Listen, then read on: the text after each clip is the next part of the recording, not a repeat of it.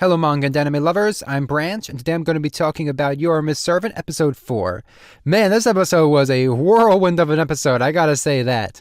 I think I liked it. There were some parts I'm not sure of, but whether or not I like it will be all up to how things play out in the future, so I'll withhold judgment for now.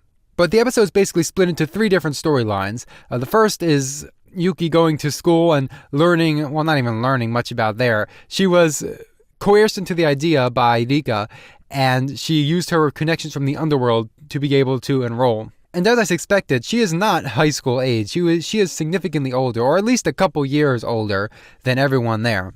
But Rika convinced her to do it, and so she did it. She is very easily manipulated, I am beginning to understand. And it makes me wonder how she got into the business of assassination in the first place. But speaking of that, we get to see her skills on full power as she raced across the school building to get this mythical Katsuda bread for lunch. And oh my goodness, the animation here was incredible. It was a mixture of 2D and 3D and super fluid movement. I gotta give the animators and art directors props for this because my goodness, it was beautiful, and really it didn't need to be. But then we have the second part of the episode, and this is kind of woven throughout, where Rika is really trying to set her brother up with Yuki, and you can really see her pushing hard. Now, this stuff kind of started at the first episode, where they were kind of beginning to see romantic feelings for each other, but it's really not been a major focus until now, and even now it's not too much of a major focus because Yuki doesn't really understand all that.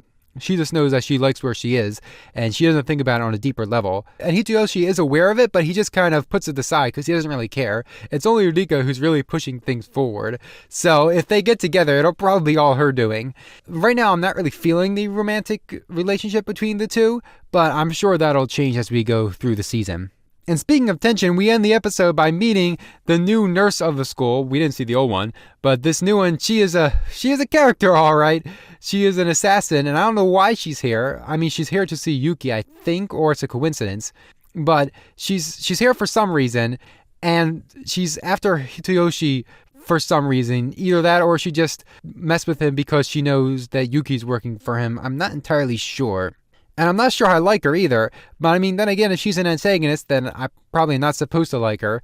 We'll see how things play out. She could either be a good antagonist or a really bad antagonist. And I don't know how long she's going to be an antagonist for anyway. She might be the season-wide antagonist, or more likely than not, she's going to be the first antagonist we come across. I didn't know there was going to be any form of antagonist in this season, but I guess we'll see.